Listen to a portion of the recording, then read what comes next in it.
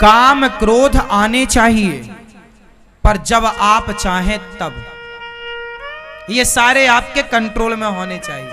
मैं जब चाहूंगा तो मुझे गुस्सा आएगा।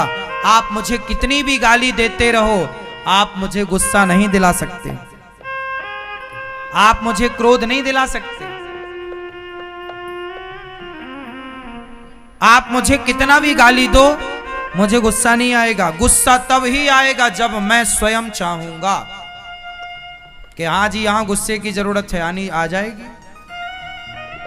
आप मुझे गाली देते रहो, मुझे गुस्सा नहीं आएगी, क्योंकि मैं आपके इशारों पर नहीं नाचता, मेरा मन मेरे इशारों पर नाचता है। जिसका मन जिसके हिसाब से नाचता है ना, वो सफल है। आपका कंट्रोल आपके बेटे पर बाद में बने, आपका कंट्रोल आपकी पत्नी पर, परिवार पर बाद में बने, पर आपका कंट्रोल आपके मन पर पहले होना चाहिए। यदि है तब तो आप जितेंद्रिय हैं। हमारा देश, हम किसी राजा महाराजा को जीतने पर विश्वास नहीं करते, हम किसी राजा को नहीं जीतना चाहते। हम भारतीय हैं, हम अपने मन को जीतना चाहते हैं। पूछो उन राजाओं से जिन्होंने सैकड़ों राजाओं को जीता, पूछो उन राजाओं से कि क्या तुमने सैकड़ों राजाओं को जीत कर भी क्या तुमने अपने मन को जीता? और मन को नहीं जीता तो सैकड़ों राजाओं को जीत कर भी आप दुखी ही रहेंगे। सुखी व्यक्ति तब होगा जब अपने मन को जीतेगा। इस संसार में सुखी वही हो सकता है जिसने अपने मन को जीता हो। और जीतना मतलब कंट्रोल। जब आप चाहेंगे तब क्रोध आएगा, जरूरत पड़ने पर लोभ आएगा, वरना लोभ नहीं। 1 करोड़ रुपया किसी का पड़ा हो, मैं कभी उस पड़े हुए पैसे की ओर, पड़ा हुआ सोना हो, कुछ भी मैं कभी देखता नहीं। उठाने की तो छोड़ो, देखता भी नहीं। जो मेरी कमाई का है, मेहनत का है, वो 1 रुपए क्यों ना हो, वो मेरे लिए बड़ा है। पर व्यर्थ का करोड़ों पड़ा हो, मेरे लिए माटी है। लोभ हो, अपने पैसे का हो, अपने मेहनत के पैसे का लोभ हो, भाई ये मेरा है, मेरी मेहनत का है, ये मेरा है। लेकिन आपका पड़ा है 1 करोड़ रुपया, मुझे मतलब नहीं। लोभ होना चाहिए, अपने का लोभ रखो ना। कंट्रोल मन होगा, कंट्रोल में मन होगा तो ये स्थितियां उत्पन्न होंगी। मन कंट्रोल केवल अपने पति और अपनी पत्नी को देखकर ही मन में काम का संचार हो। किसी और स्त्री को, हमारे गुरुजी एक दिन बता रहे थे कि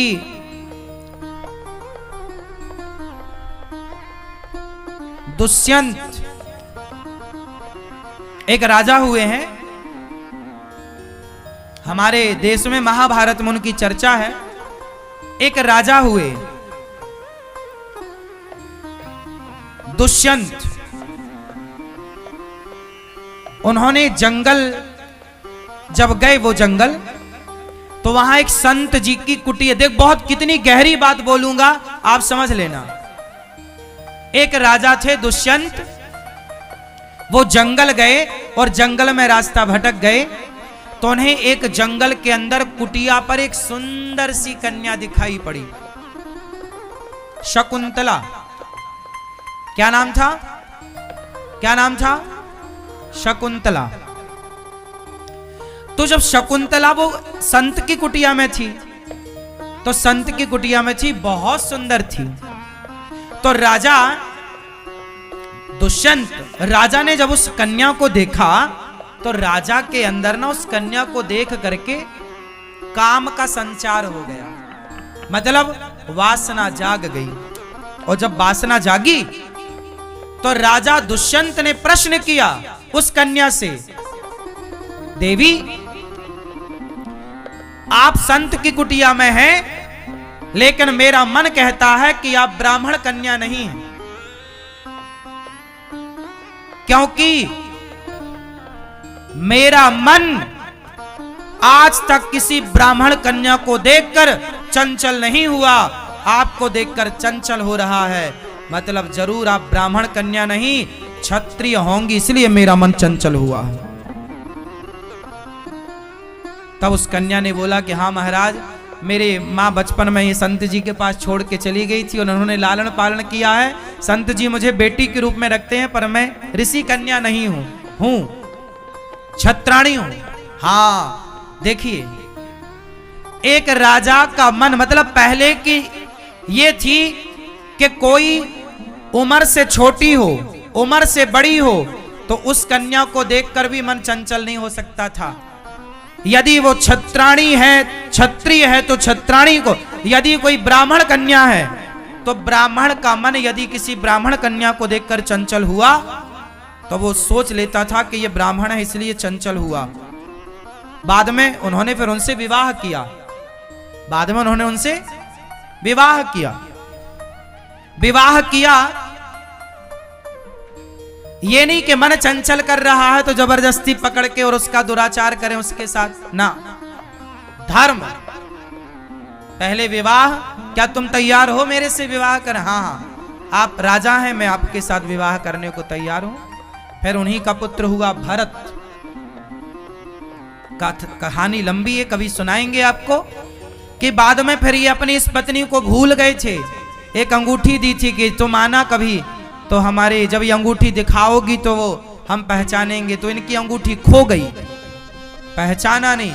बाद में फिर वो अंगूठी मिली और फिर दोनों ने एक दूसरे को स्वीकार किया। मैं आपको केवल इतनी सूक्ष्म बात बताने जा रहा हूं कि मन को जो साध लेता है, वो साधा हुआ मन ना किसी को भी देखकर चंचल नहीं होता। इसलिए आज 99.99 लोग ऐसे हैं जो अपने मन से कभी बात करते ही नहीं है, जो कभी अपने मन को सही गाइड करते ही नहीं है, जो कभी अपने मन को सही दिशा देते ही नहीं है, जो कभी अपने मन को समझाते ही नहीं है, जो कभी अपने मन को डांटते ही नहीं। तुलसीदास जी डांट रहे हैं, रे मन तू सत्संग कर, छोड़ जगत की रीत, अंत समय पछताएगा जब आयु जाएगी बीत। आप लोगों ने गलतियां ये की कि कभी अपने मन से बात नहीं की, कभी अपने आप से बात नहीं की। मन को कंट्रोल कैसे करेंगे आप? कोई काम किया उसके लिए? भाई घर बनवाओगे ना तो पैसा जोड़ना पड़ेगा, रोटी बनाओगे ना तो आटा किसी के घर में आटा गूथा जा रहा है, समझ लो रोटी बनने की तैयारी है। सब्जी काटी जा रही है, मतलब भोजन बनने की तैयारी है। हाँ, अब आप ये बताओ कि आपने मन को कंट्रोल करने की कौन कौन सी तैयारियां करी हैं? बताओ जरा अपनी तैयारी, क्या क्या आपने अपना वर्क किया है? मन को वश में करने का क्या क्या काम किया? कहां से स्टार्ट किया? अभी तक कितना काम हो चुका? हिसाब दो। कुछ नहीं हुआ। जैसा 10 साल पहले मन भटक रहा था, ऐसे 10 साल बाद भटक रहा है।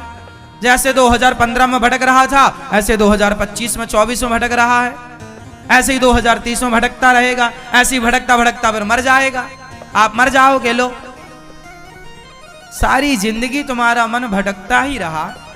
तुम जवानी से बुढ़ापा, आज मरने की स्थिति में बहुत लोग हैं और फिर भी तुम्हारा मन चंचल। तो मेरा सवाल यह है, कितनी सारी उम्र पाकर आप लोगों ने कितना मन को संभाला? क्या काम किया आप लोगों ने? केवल बच्चे पैदा करने में लगे रहे तो बच्चे तो तुमसे ज्यादा सुअर भी पैदा कर लेते हैं।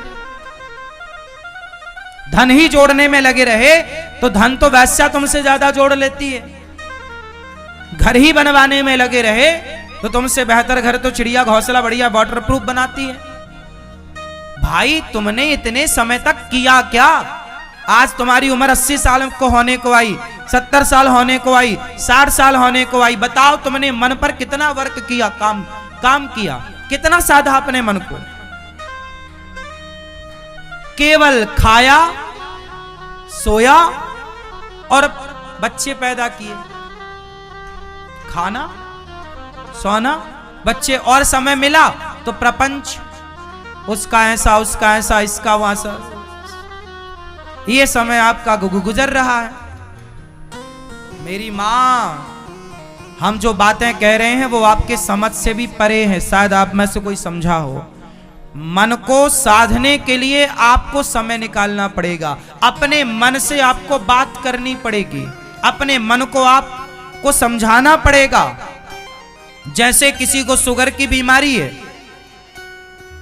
तो उसे समझाना पड़ता है ना कि अब शक्कर नहीं खाना, अब चाय नहीं पीना, अब रबड़ी नहीं खाना, खाओगे तो शुगर बढ़ जाएगी, मर सकते हैं। समझाता है ना वो, अब नहीं करना, मीठे से दोस्ती, क्यों जी? समझाएगा मन को तो बचेगा, वरना मर जाएगा। ऐसा ही है, एक जगह आपने मन को समझाया, अभी बहुत सारा मन को समझाना बाकी है। तो आज से कितने लोग अपने मन से बात करेंगे? क्या बात करोगे? क्या बात करोगे आप बैठे बैठे? हाँ, मन को कैसे भगवान में लगाया जाए? चलो रीढ़ की हड्डी सीधी करो, पालथी मार के मस्त बैठो। आज तुम्हारे मन से कुछ काम करा ही लेते हैं। चलो देखो मन से किस तरह काम कराना है और किस तरह मन को लगाना पड़ता है। जो आप लोग चिल्लाते हैं ना, महाराज जी हमारा मन नहीं लगता, मन नहीं लगता तो 2 थप्पड़ मारो मन को, तुम्हारा ही तो मन है, 2 अपने गाल में मारो। काहे नहीं लगता? क्यों नहीं लगता? ये तुम्हारी कमी है। मीराबाई तो नहीं बोलती थी कि मेरा मन नहीं लग रहा है। लग रहा, लगता है। कैसे लगेगा? थोड़ा आप लोग अपने घर में बैठा करो और प्रभु का ध्यान किया। ध्यान बहुत जरूरी है। मन को बस में करने का एकमात्र उपाय है सत्संग। कथाएं सुनो और ध्यान करो। कथाओं में ही हम ध्यान करना सिखाएंगे, इसलिए कथाएं सुना करो। रोज साधना चैनल पर 3 बजे से 6 बजे तक कथा सुना करो। चलो आंखें बंद करो, सभी लोग अपनी आंखें बंद करेंगे और एक छोटा सा ध्यान करेंगे भगवान का। जैसा मैं कहूंगा मन को, अब पूरा काम मन से करना है। आप जहां हो आप तो वहीं रहना।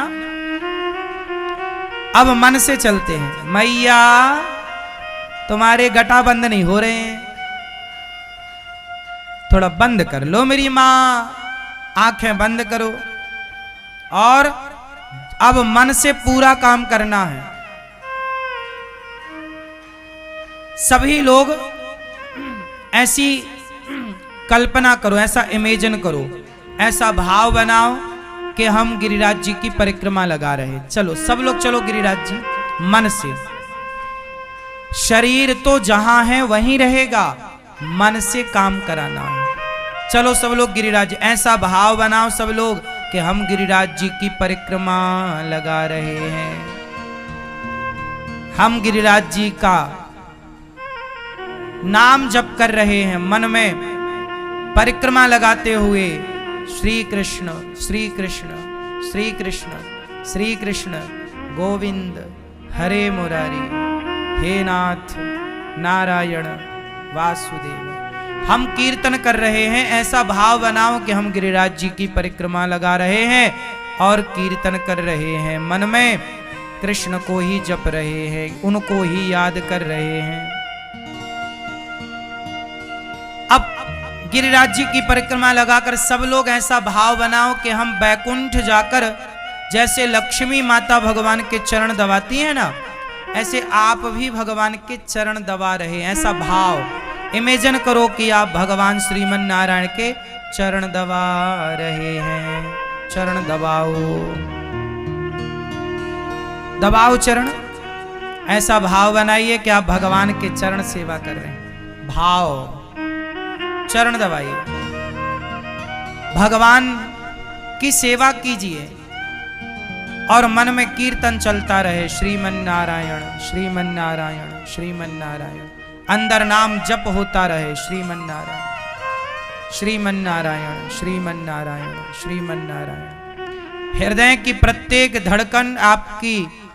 आपके हृदय में श्रीमन्नारायण का जप चलता रहना चाहिए। अब सभी लोग ऐसा भाव बनाओ कि हम सब अयोध्या जी गए हैं और सरयू स्नान कर रहे हैं अयोध्या जी में। सब लोग चलो नहाओ सरयू जी, भाव से इमेजिन करो कि हम नहा रहे हैं सरयू। फिर साफ सुथरे कपड़े पहनकर अब रामलला का दर्शन करने जा रहे हैं। सब लोग भाव कि हम रामलला का दर्शन कर रहे हैं। अब ऐसा भाव बनाओ कि हम वृंदावन आकर बिहारी जी का दर्शन करने गए और बिहारी जी की सुंदर सी छवि सामने है। उनके घुंघराले से बाल, मोर का पंख, उनके सुंदर सा उनका स्वरूप, उनके गाल, उनके होंठ, उनके गले में पड़ी हुई माला, सुंदर सा श्रृंगार। अब आप हाथ जोड़ो और भगवान से कुछ कहो। सब लोग हाथ जोड़ के मेरे संग बोलेंगे। बोलिए, हे नाथ, हे श्याम सुंदर, हे श्रीमन नारायण, हम पापी हैं, अधम हैं, नीच हैं, दुष्ट हैं। हे नाथ, हम जैसे हैं आपके हैं। हे प्रभु, हमें स्वीकार कीजिए, हमारे अपराधों को क्षमा कीजिए। हे नाथ, हमारे मन की चंचलता को कम कीजिए। हे प्रभु, हमारे मन को अपने श्री चरणों से जोड़ लीजिए। हे नाथ, यह एक पल के लिए आपके चरणों से दूर ना जाए। हे नाथ, मुझे स्वीकार कीजिए, हम पापी हैं, जैसे हैं आपके हैं।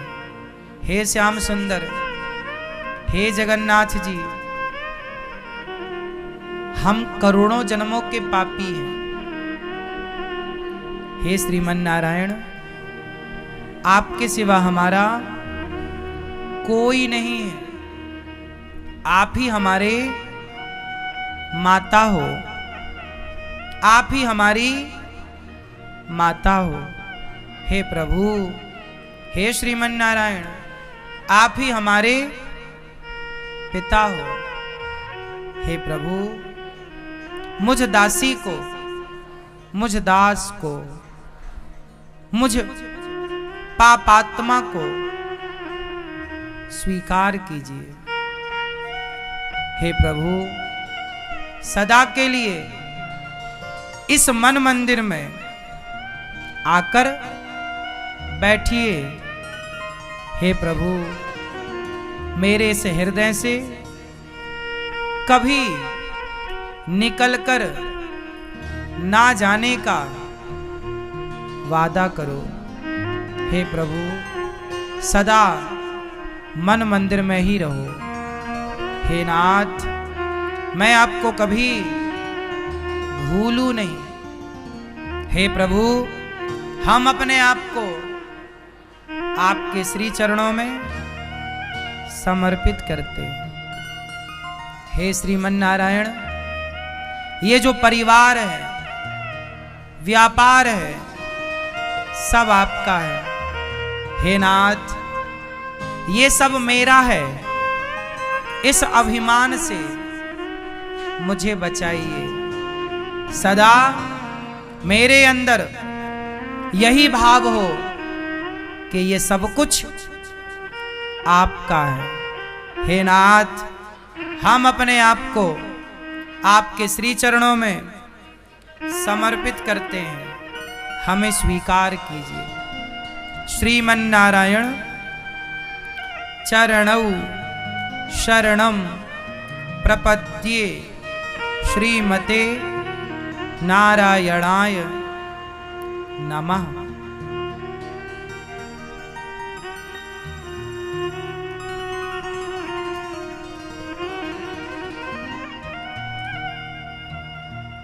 अब आप लोग अपनी आंखें खोल लीजिए। अब आप बताओ कि आपके शरीर ने काम किया या अभी मन ने काम किया? किसने काम किया? किसने? सच्चाई तो ये है कि मन काम करने को तैयार है, पर उस मन से काम कराना ही नहीं आता आप लोगों को। सच बताओ, आप लोग कहीं गए नहीं, पर गिरिराज जी की परिक्रमा हो गई कि नहीं मन से? कहीं गए नहीं, पर बैकुंठ जाके पांव दबा के आ गए, जैसे लक्ष्मी जी दबा रही हैं भगवान के। और ये प्रार्थना जो आपने अभी की, ये रोज भगवान से प्रार्थना करो कि प्रभु हम पापी हैं, जैसे हैं आपके हैं, स्वीकार कीजिए। मन को लगाना पड़ेगा।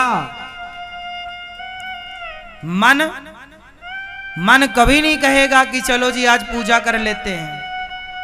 मन को पहले उसका चस्का लगाना पड़ेगा, उसका स्वाद चखाना पड़ेगा, क्योंकि मन हमेशा उसकी तरफ जाता है जिसका स्वाद उसने चखा हो, जिसका स्वाद उसने चखा हो। जिस व्यक्ति ने कभी गुलाब जामुन खाया ही नहीं, रसगुल्ला खाया ही नहीं, और जब खाया ही नहीं, उसके बारे में सुना ही नहीं, उसको देखा ही नहीं, तो क्या कभी उसका मन गुलाब जामुन की ओर जाएगा? या तो खाया हो तो मन जाएगा कि यार वो खाया था फिर से लाओ, या तो उसको देखा हो, या तो उसके बारे में सुना हो। यदि सुना नहीं, देखा नहीं और खाया नहीं, तो फिर उसके लिए मन कभी उसे चंचल परेशान। तो जिसको आप देखते हैं, जिसके बारे में आप सुनते हैं, जिसका स्वाद आप लेते हैं, मन उसकी ओर बार बार जाता है। इसलिए कहता हूं, आंखों से भगवान के दर्शन का स्वाद लोगे तो मन बार बार दर्शन की ओर जाएगा। कानों से कथाएं सुनोगे तो मन बार बार कथाओं में जाएगा, और चखने में केवल भगवान का प्रसाद चखोगे तो बार बार मन प्रसाद में जाएगा। और यदि तुमने चरस अफीम का स्वाद ले लिया तो फिर मन बार बार चरस अफीम की ओर। शराब का स्वाद ले लिया तो बार बार। और सुनो, किसी को पराई औरत का एक बार स्वाद लग गया तो वो आदमी लाख समझाए उसे फिर कोई, क्योंकि बातें स्वाद की हैं। जिसमें काम ही नारी पियारी जिमी, लोभ ही के प्रिय दाम, तिमि रघुनाथ निरंतर प्रिय लाग्यो मोहि राम। जिसे भगवान के दर्शन में स्वाद एक बार आ गया, फिर लाख उसे कोई चाहे तो नहीं, वो तो भगवान में ही जाएगा, बार बार उसका चित्त भगवान। क्योंकि है ये सब सिद्धांत ऐसे ही है ना, मैं सिद्धांत की बात कर रहा हूं। समझ में आई ना बात? तो आप में से कितने लोग अपने मन को अब भगवान में लगाने का तरीका समझ गए? इस तरह। और आज के बाद ये सवाल मत पूछ लेना मेरे से कि मैं महाराज जी हमारा मन नहीं लगता। लगता नहीं है, लगाना लगता नहीं है, लगाना। मन को मारना पड़ता है, डांटना पड़ता है, समझाना पड़ता है। आप लोगों ने कभी डांटा नहीं, मारा नहीं, समझाया नहीं, इसलिए आपका मन आपकी खोपड़ी में चढ़ा हुआ, सिर पे चढ़ा हुआ। दो थप्पड़ जमाओ इस मन को। रे मन चल, कहां भाग रहा है?